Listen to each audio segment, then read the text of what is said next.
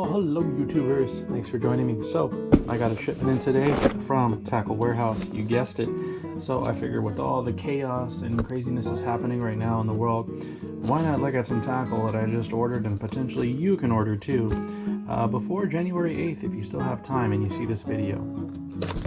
Let's take a look at what I've brought out for adding for this year's arsenal. As always, you gotta have a brand new hat. I really like this patriotic design with the giant bass on it, and you can definitely see me sporting this at the docks when I'm out there. So, also ordered a neoprene sleeve for my new rod. I ended up picking up a Shimano SLX rod. I really enjoy using those for the past year, and I figured I needed one more since my Bass Pro one that I've beat up for 2 years now is completely done. So figured why not make sure and give these a shot, see if it works for me, and then I highly suggested that if it works out for me, it'll work for you. So as you guys know, I'm a big shaky head fan. I ended up picking 3 different size variants here of the big bite shaky head. If I can just find the other one, let me see and all this stuff. There we go. Yes, so let's start off with the small size. I figured since I am doing finesse with 6-pound line, I'd wanted to use the 1/16 ounce big bite baits finesse. This has actually got some Gamakatsu hooks on it, and I've actually used these before, and they're pretty sharp and sticky, so I think they'll help with me make sure I line up with those bass when it's time for them to bite. Let's see what else I got. I also picked them up in a 3/16 size, and I also picked these up in a 1/4 ounce. Now you can imagine for these different types of varieties, I guess for when they are more aggressive, I can get a little aggressive with them and go bigger, and maybe if they need more finesse, I can go with the 1/16 ounce. But enough of those. Let's see what else I got in here. Let's see, yes, I ended up picking up also some Mustad Tungsten TitanX round drop shot weights. Now, you know, I kept hearing with everybody who has drop shot setups that they're saying that they're more sensitive, that you can really feel it through the line. Well, I'm going to put them to the test. I figured I'd order it around, give it a shot, and see if I can really feel it through my 6-pound test line on fluorocarbon. But I'll show you that more in a moment. These are also the Swagger tungstens, which is the Vader series. So 97% tungsten. I wonder what the other 3% is. Baloney? We'll see. So I also picked up a different size on this one. This is a 1/8 ounce. So again, I will be focusing more on drop shot this year, and I figured I'd give these ones a shot because I'm really trying to get more bites. But that does mean I will have to play the fish just a little bit more in comparison to what I've done in the past. I also picked up a set of Cumberland Pro Lures. These are that's right, you guessed it, the underspins. I did catch one bass out in Lake Berryessa with an underspin, but it's a fairly oversized one, and I don't think that really justified me catching one. I wanted to see if I can actually pick up some more by undersizing the baits and the lures and see if that'll help me out too. So we also picked up some Z-Man. These are the trick shot worms. Again, like I said, I'm going for finesse, and I will be doing more drop shots this year with smaller downsized baits since I am running a smaller line diameter, and I'm hoping that can increase my hookup rate. So these ones caught my attention when I was at the Bass Pro store, but as you guys all know, when you head there, you're looking at one item, you end up going to another, and you end up forgetting where the hell you were at. So I saw these ones, so I picked up one in a Twilight color, which is this guy here, and I also picked up another one in the Deal color. This one actually got my attention because I really like the way it looks like, almost like imitating one of the small little minnows or shads that are in the waters, and I'm hoping they can increase my hookup rate on this one. I believe these are both 3.5 inch 6-packs. So the cool thing about the Z-Man is since they are that, I forgot the name of the plastic, but the baits actually float in the water, so I'm hoping this doesn't overflow, but I think when I put these with the right size hooks on them, they'll actually give me a better chance of being noticed more now when I go fishing. Let's take a look also what I picked up. KVD Plastic Perfects. I picked up this one in a honey candy color. If you can see why they call it a honey candy, because in there, yeah, it just looks like honey, and it's also like a candy color. A lot of pearl and blue flake in there and a little bit of green. But I also got to combat this with is also I got a Dream Shot color. This one I really like because it has a little bit more of a transparent color. So this color here is called Moon Juice, and the other one is called Honey Candy. I think both of these combined will give me a nice variation when I go out there fishing. One for most likely calmer waters, and one to get a little bit more attention with the sparkly stuff. Also, since you guys have probably already seen too from other fellow kayakers such as Greg Blatchard, he was flipping the hell out of these flapping hogs. So I actually, I've only had one set of these and they were the bigger size. So the hardest color I was trying to find was called the Dirty Plum. I wanted to get the Dirty Plum in the 3.5 inch, but they didn't have it. So I figured I had to go buy one of these and actually just cut it down for when I put it on my jigs. I don't know if you can see it that well, but this color is pretty neat and almost imitates a good crawdad color. This one here for the watermelon, emerald, purple, blue, emerald, tongue twister there. I think I may have this one, but I'm not quite sure. But I figured more the merrier because I'm running out, and not because I'm catching more. It's actually because I'm losing. And as you guys know, the Gary Yamamoto is salt impregnated and it's really good for catching these fellas when they're out in the water. But the only thing is the worms and then the baits, they don't hold up that long. But hey, gives me more of a chance to pick out more variations colors. I'll probably add some more in the future. So let's take a look at some other things. Bobber stoppers, I believe from Tackle Board House, these were like at 98 cents or $1. So I ended up picking up 2 of them. So can never have enough of these from when out flipping or using the nailed weights, not the nailed weights, what am I doing? Bleh. Like the bullet style teardrop shot weights. So I can go ahead and make sure they don't fall off the bait when I'm throwing them out there. I picked up 2, good deal on those.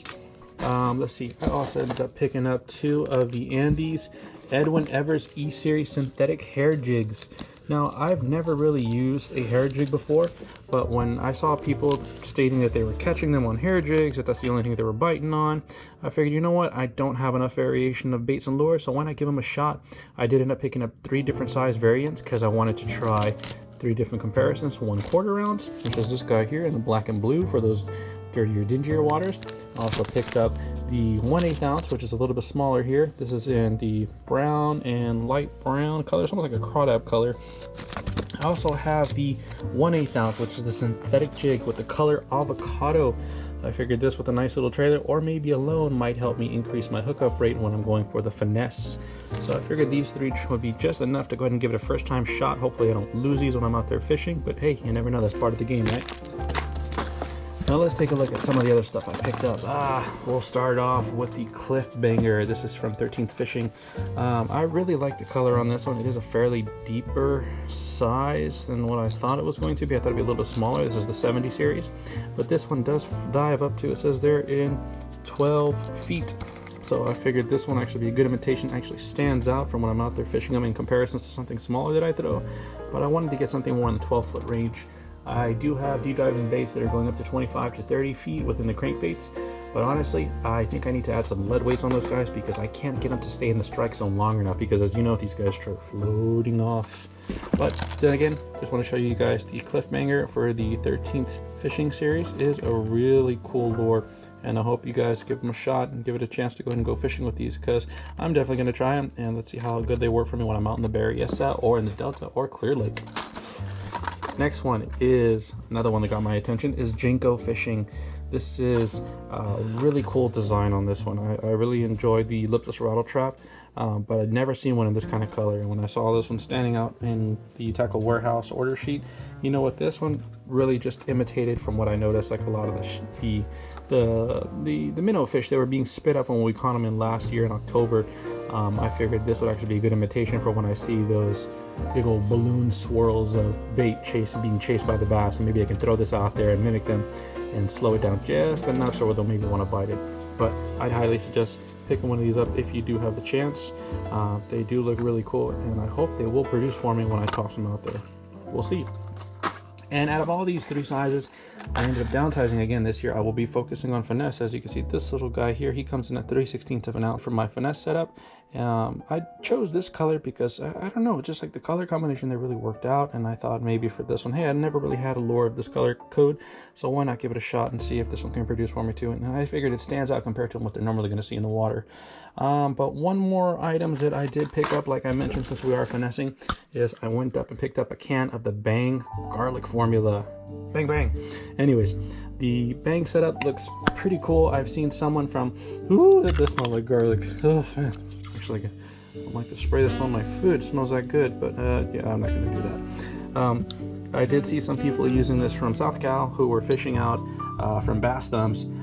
So when I saw him using this, I don't know if it was garlic or another formula, but I really liked how he can pick up his bait when he was fishing in the kayak instead of, you know, getting your hands all gunky with applying it on their worms or whatever.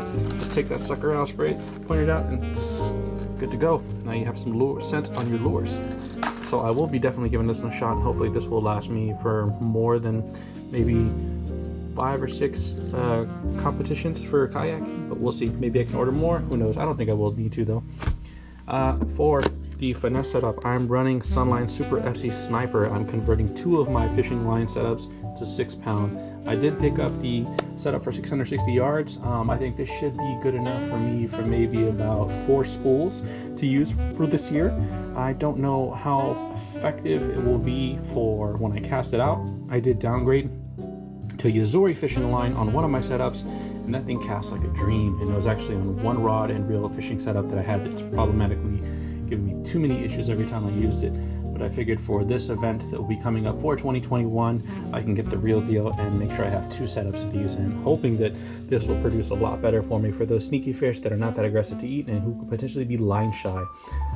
I have been running 8-pound of the same type, Sunline Super FC Sniper, but I've noticed that I only got bit heavily on the 8-pound, so I'm assuming 6-pound line, and I have smaller baits for more finesse like these guys. Yeah, I think that might work, but we'll see this year. So also with 8 and 10-pound line, I figured I'd stick to one of my staples, which is again the same brand, which is the Sunline Super FC Sniper. Again, I'm running the 10-pound line. I think this is probably pretty accurate for the diameter size for this type of line, but I hope it's not oversized. But you know, Sunline has done pretty good on theirs, and I've always really enjoyed using them. And one of these rolls has actually lasted me almost a full year, because I had 8 and 10-pound test line. I think I was running 12. Maybe this 10 will work better for me. I'll stay away from 12 because I think these fishes might be a little bit accustomed to the thicker lines. And it can't be a tackle warehouse order without a tackle warehouse sticker. I will most likely be putting this on my box that I have set up on my kayak, or if I have another matching one, I can probably put it on the side of the kayak. But yeah, I don't know if it's going to get scratched up every time I get closer to the rocks when I have to reset all my rods and reels or my lures. I ended up picking 2 also of the shirts of the Tackle Warehouse long sleeve in the royal color.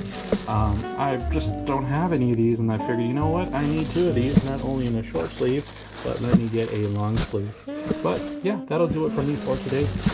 I recorded a video earlier today, but I don't know exactly what happened. It looks like my camera may have died, and I didn't get a chance to fully get the recording out when I transferred over. You guys don't care about that. Anyways, again, let me know what you guys think about this video footage. If you liked it, or if you didn't like it, what would you like to know? If you want me to see something fish specific, or if you guys have any ideas for other videos that you prefer seeing instead of this. I'm always open for suggestions, but this is probably like my second time I'm doing unboxing, and if you guys like it, I can probably do some more and keep these also coming for the winter time, because as you know, it is cold out there, but I'm still fishing. I don't quit fishing even in the cold or the rain. I'm set up for that and I will do it. But yeah, if you guys enjoyed what you see, do me a favor, hit that like button, give me a like, give me a thumbs up, put a comment, and share with this. I really appreciate it if you guys can share this video for people who you know who are also into fishing, or maybe trying to understand a little bit more of lures and bait selections, who want to get a better idea. If you guys want some more in-depth information as far as like kayak setup, gear setup, or lines, why I choose this, why I choose that, why don't I do this, or why don't I do that, please by all means drop me a message in the video comments, and I'd be happy to answer them. And hey, maybe give me some ideas and I can go ahead and respond to you and get this going with the actual video footage. Again, I appreciate you guys taking the time out of your busy days to check out this channel. Thank you guys for watching. I will look forward to hearing and seeing from you guys in the near future.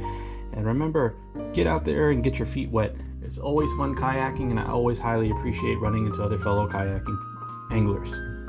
Whether it's bass fishing, trout fishing, salmon fishing, whatever. In this COVID time, you can all maintain 6 feet apart and still have one hell of a time catching some fish and getting some great stories. Take care, everybody. See